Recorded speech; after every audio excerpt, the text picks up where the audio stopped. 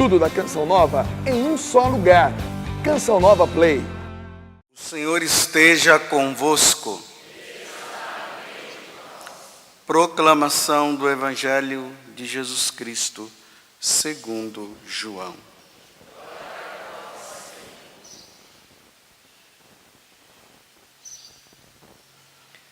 Este foi o testemunho de João. Quando os judeus enviaram de Jerusalém sacerdotes e levitas para perguntar: quem és tu? João confessou e não negou. Confessou: eu não sou o Messias. Eles perguntaram: quem és então? És tu Elias? João respondeu: não sou. Eles perguntaram: és o profeta? Ele respondeu: não. Perguntaram então: quem és afinal? Temos que levar uma resposta para aqueles que nos enviaram. O que dizes de ti mesmo? João declarou: eu sou a voz que grita no deserto: aplenai o caminho do Senhor, conforme disse o profeta Isaías. Ora, os que tinham sido enviados pertenciam aos fariseus e perguntaram: por que então andas batizando, se não é o Messias, nem Elias, nem o profeta? João respondeu: eu batizo com água, mas no meio de vós está aquele que vós não conheceis, e que vem depois de mim. Eu não mereço desamarrar a correia de suas sandálias. Isso aconteceu em Betânia, além do Jordão, onde João estava batizando. Palavra da salvação.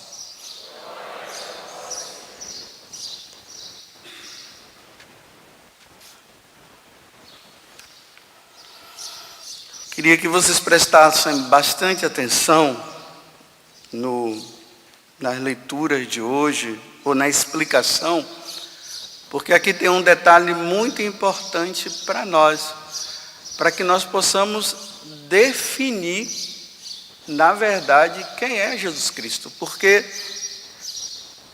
não foi fácil perceber na pessoa daquele menino que nasceu em Belém o Deus que se aguardava já há muito tempo.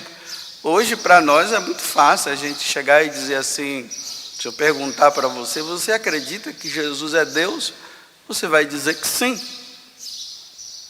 Mas só que não basta apenas dizer que Jesus é Deus. É preciso perceber se no lugar que você está, se está professando realmente Ele como Deus ou pela metade. Então vejam só, no Evangelho, esses fariseus, eles foram em busca de João Batista porque eles viram João Batista batizando, convidando as pessoas à conversão. E como eles esperavam a vinda do Messias, eles foram enviados pelo Sinédrio, que era o grupo mais importante dos religiosos daquele tempo. Era tipo um conselho que existia entre os judeus. Eles mandaram esses judeus para procurar ver se esse tal de João Batista, que estava falando ali, convidando as pessoas ao batismo e tudo mais, para ver se realmente ele era o Messias. Por isso que eles vão perguntando, né? Ei, quem é você? Você por acaso é o profeta? Ele disse: não, não sou. João Batista respondia.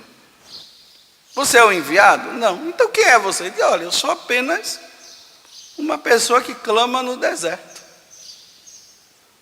Porque depois é que João Batista, quando Jesus vem para batizar, aí ele aponta e ele diz assim: olha, Ele é o Cordeiro de Deus que tira o pecado do mundo. É Ele que nós estamos esperando, não sou eu. não sou eu. Para nós entendermos bem isso, nós vamos para a primeira leitura. Porque estejam atentos a uma coisa.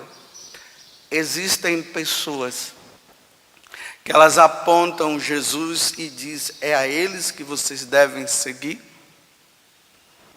Como existem pessoas que em vez de levar as pessoas ao Cristo, leva para elas mesmas.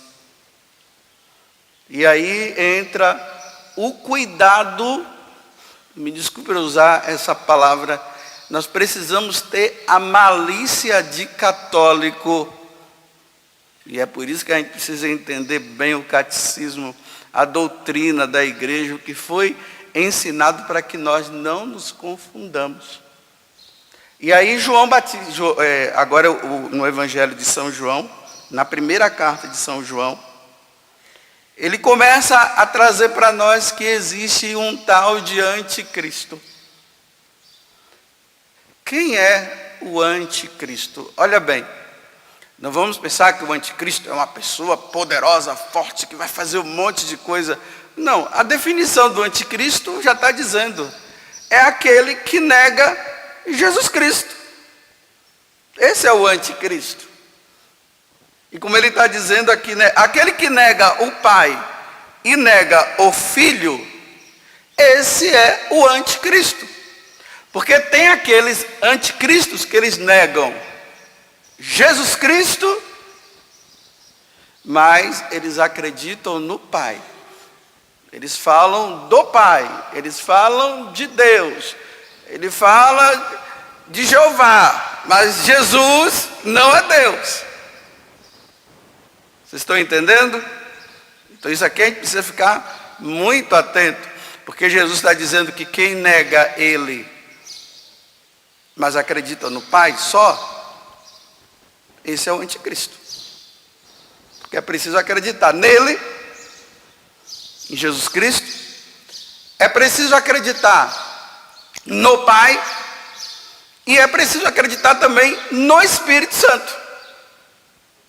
Então, no decorrer da igreja, à medida que a igreja ela foi se formando, no decorrer do tempo, as pessoas começaram a negar algumas coisas. Por exemplo, não, Deus não tem, Jesus não tem essa natureza humana.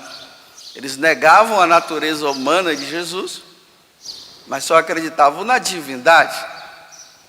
E aí vai se gerando um monte de confusão, né? Bem, ele é Deus, mas ele não é homem? Sim, ele é Deus e ele é homem. Porque ele assumiu uma natureza humana. Então está certo. Como é que nós vamos definir bem isso? Para que nós não entremos nas heresias que vão surgindo e cada vez mais elas estão ficando mais fortes.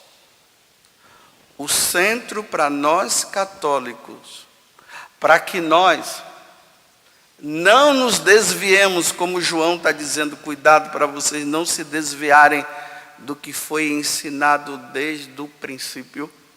O ponto nosso é a Eucaristia. A Eucaristia é o ponto central. E quando eu falo a Eucaristia, eu estou falando da missa, toda a missa, a consagração que o sacerdote faz, o pão e o vinho que é transformado, é transubstanciado.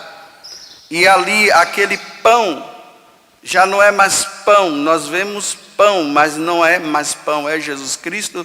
Nós olhamos com os nossos olhos e nós vemos o vinho, mas já não é mais o vinho, é o sangue de Cristo, porque Jesus na última ceia ele disse, isto é meu corpo e isto é meu sangue, que é dado por vós. E no livro de São João, no Evangelho de São João, no capítulo 6, ele vai dizer também, né, eu sou o pão da vida, aquele que come da minha carne e bebe do meu sangue, permanece em mim e eu permaneço nele. E aí ele completa e terá a vida eterna.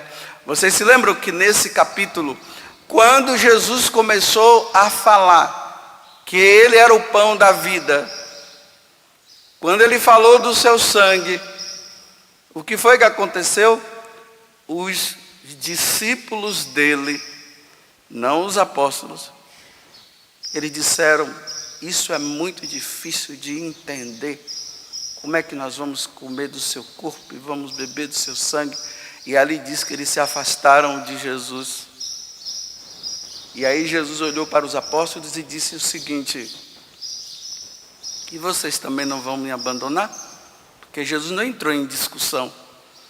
Aí Pedro disse: a quem iríamos nós, Senhor, se só tu tens palavra de vida eterna? Esse ensinamento vem desde o princípio. A missa, ela vem desde o princípio. Acreditar na Eucaristia vem desde o princípio. Jesus falou para os apóstolos para que eles acreditassem, e isso foi passando até hoje, e nós cremos na Eucaristia. Por que eu estou falando isso? Porque tem aqueles que acreditam em Jesus na sua totalidade. Por exemplo, ele não só acredita que Jesus é Deus, ele acredita no Pai, acredita no Espírito Santo. Ele não só acredita em que Jesus é Deus, mas ele acredita nos apóstolos e os seus sucessores. Aí vem o Papa, vem os bispos e vem os sacerdotes. Eles não só acreditam em Jesus Cristo, mas eles acreditam na doutrina da igreja, naquilo que a igreja deixou para nós, que são os ensinamentos que vieram dos apóstolos, que vieram de Jesus, passando pelos apóstolos até os tempos de hoje, que se chama o depósito da fé. Ele não acredita somente em Jesus Cristo, mas ele acredita na Sagrada Escritura, mas ele acredita também na tradição oral. Vocês estão entendendo? Eles não acreditam só em Jesus Cristo, mas acreditam no sacrifício da missa. Porque, meus irmãos, tem aqueles que acreditam em Jesus Cristo, mas não acreditam no sacrifício da missa. Ou seja, eles não acreditam que Jesus se torna presente no seu corpo e no seu sangue quando o sacerdote consagra. Eles louvam, eles adoram Jesus, eles dizem que amam Jesus, eles anunciam, eles falam de Jesus, mas eles não acreditam em Jesus na sua totalidade. Ele não acredita na Eucaristia. Não acredita na presença de Jesus, mas fala de Jesus. Mas ele nega. Então é anticristo.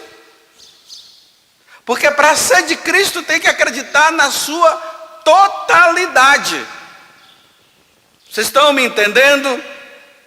E eu acredito muito bem que na medida que eu vou falando, vocês já vão fazendo uma relação no mundo em que nós estamos. Olha que confusão que está nesse mundo. Os grandes pregadores falam de Jesus, mas não é sacerdote. Não vieram lá. Não tem a sucessão apostólica que vem de Jesus. Os apóstolos, tem Pedro como cabeça, os apóstolos. Depois vem, aí dá-se o nome agora, né, de Pedro, que é a cabeça, dá-se o nome do Papa, porque é ele que faz com que a igreja ela esteja unida nos seus ensinamentos, junto com os apóstolos, juntos com os bispos e junto com os padres. Pregam, anunciam a palavra, mas não receberam da igreja a autoridade para pregar, mas falam de Jesus Cristo.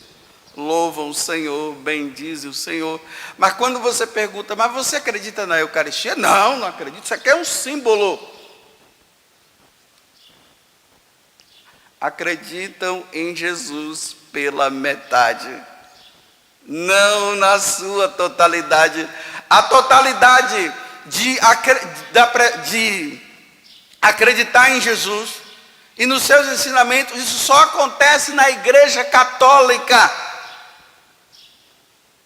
Pedro, tu és Pedro, e sobre essa pedra, que és tu, Pedro, eu edificarei a minha igreja, e as portas do inferno não prevalecerão. E aí, meus irmãos, nós encontramos a maldade de Satanás. O que é que Satanás faz? Ele vai tirando uma coisa e vai tirando outra e deixa algumas coisas. Aí quem está na ignorância, como o Papa Bento XVI falou muito bem, né? O analfabetismo religioso. Quem é o analfabeto religioso? É aquele que não sabe da totalidade. Ele vai e fica bem assim, né? Bem, eu acredito nisso, mas nisso eu não. Eu aceito isso, mas eu não aceito aquilo. Bem, eu aceito Jesus, mas não aceito a confissão. Eu me confessar com homens. Bem, aí no capítulo 20 do Evangelho de São João, Jesus dá a autoridade aos apóstolos para que eles atendam confissões. Ele sopra o Espírito Santo e depois diz: aqueles a quem perdoardes na terra serão perdoados no céu. Aqueles a quem desligardes na terra serão desligados no céu. Não, eu acredito em Jesus, mas não acredito nessa confissão. Olha como é que vai vendo, vai acreditando pela metade. Não na totalidade. Aí nós vamos encontrar, né? Tem católicos que eles dizem que são católicos, eles rezam o texto, eles vão na missa, eles rezam, mas eles não se confessam, porque quem sou eu para me confessar com homens? Está vendo? A doutrina, a heresia entrou no coração dele. Porque olha bem, aqui no Brasil o protestantismo é muito grande. Até ela está dizendo para mim, é verdade. E a influência do protestantismo que começou lá com Lutero no século XVI. Então do século XVI para trás, só existia a Igreja Católica. Eu não sei porque que as pessoas não conseguem entender isso. Do século XVI para frente, com esse padre agostiniano chamado Martinho Lutero, ele começou a colocar as coisas pela metade. Ele tirou o sacrifício da missa, ele tirou o sacerdócio católico e ficou somente com a palavra. Tudo deles é a Sagrada Escritura. Aí eles dizem assim: se você não me provar, você tem que me provar que está na Bíblia. Se não estiver na Bíblia, eu não creio. Então, como na Bíblia não tem a palavra missa, então eu não a creio. Está vendo? Como na Bíblia não tem sacrifício da missa, me prova, tem na Bíblia? Não tem. Então, eu não creio na missa. Foi isso que o Lutero fez. E nós criamos essa mentalidade, dessa heresia que vem do protestantismo, nós trouxemos para nós, e nós ficamos às vezes tudo isso. Aí nós encontramos até católicos que ficam dizendo assim: mas tem na Bíblia? Se não tem. Mas ele diz que é católico. Então ele passa a não acreditar na missa, no sacrifício da missa. Ele passa a não acreditar, talvez, né, até na Eucaristia, fica meio em dúvida ali. Porque tem aqueles que falam assim que nós adoramos, né, um metal dourado com um pão que está ali dentro. Olha, primeiro que nós não adoramos o metal. Nós adoramos quem está ali naquele metal, que chama ostensório. Aquele ostensório é para segurar a presença de nosso Deus que está ali. Porque imagina, né, vai colocar ele no ar. Como é que ele vai ficar no ar? Não fica, Jesus não fica levitando. Embora, se ele quiser, ele levite. Então está ali o ostensório, né? E está ali dentro do ostensório a presença de Jesus na sua natureza humana, na sua natureza divina, na sua realeza. É ali, é a Jesus que nós nos prostramos. É aquele pedaço de pão que não é pão, é o Cristo que está ali. Que foi consagrado na missa, que era pão mesmo. E que foi consagrado, transubstanciado, né? E se transformou no corpo de Jesus. É a ele que nós adoramos. Aí, não, vocês ficam adorando aquele sol. Que ignorância, que burrice. É burro que fala isso, que não entendeu o que foi ensinado. E eu acho interessante, né? Tem católicos que vai tirar dúvidas da nossa doutrina no protestantismo. Que burrice! Como é que você vai tirar dúvida das coisas da igreja diante daqueles que negam a igreja e os seus ensinamentos? A gente encontra aí católicos fazendo curso bíblico com os protestantes. É óbvio que eles vão começar falando bonito, você vai gostar. Aí depois eles vão começar a entrar em questões de idolatria e tudo mais. Para você entender se nós somos idólatras ou não, você tem que buscar na igreja católica que vai provar que nós não somos. Mas você vai buscar lá? E aí me desculpe, né?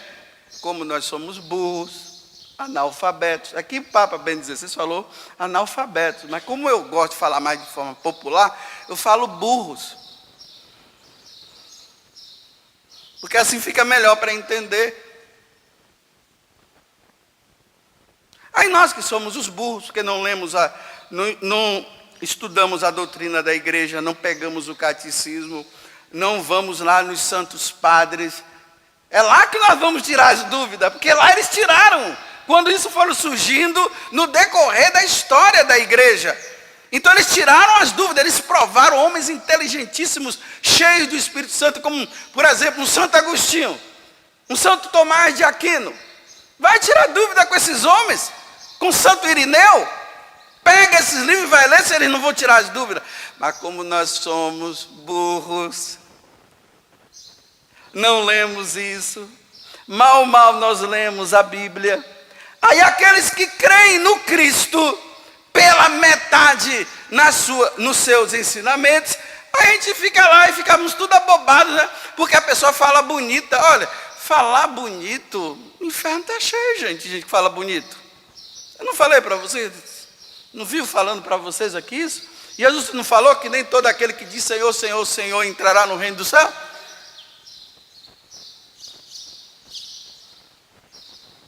Em vez de tirarmos a dúvida, aonde nós devemos tirar a dúvida? Mas eu procurei o padre lá, o padre não deu tempo para mim. Vai no Google então, pelo amor de Deus.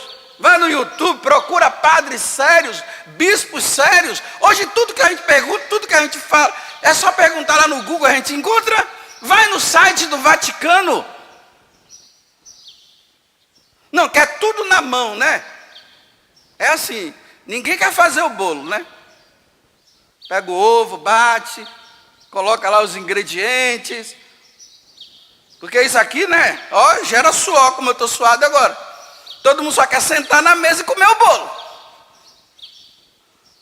Lavar a panela, tirar aquilo que ficou grudado lá naquele assadeira lá. Isso aí não. Eu quero é comer o bolo. Nossa, estava uma delícia. Agora, quem fez é que tem que fazer o resto. Tudo na mão. Ainda mais um povo preguiçoso. Antigamente o pessoal lia bastante. Hoje não, você pega um versículo e aquele versículo fora de todo o contexto, eu digo que é isso. Porque até agora eu não vi ninguém que ama, que tudo tem que ter na Bíblia. Eu ainda não vi ninguém dizer assim, Jesus diz assim, corta a tua mão Quando você está usando a sua mão para o mal, corta a tua mão. Não vi ninguém cortar. Era para ter um monte de gente tá aí, olha, sem mão, sem pé, sem língua, com o olho furado. Esse ninguém pega, né? Agora, pega o outro, porque aí se fala o certo, né? Vamos entrar no contexto. Jesus não está dizendo que é para cortar a mão, porque não quer cortar, então vamos contextualizar, tá vendo? Agora os outros não contextualizam. Porque eu pego o que eu quero. Nós católicos, nós não pegamos o que nós queremos. Nós pegamos aquilo que Jesus ensinou, que é a verdade. E essa verdade muitas vezes vai contra o que eu quero. Vocês pensam que tem coisas que eu falo aqui no púlpito que eu queria que fosse assim? Eu queria que fosse diferente.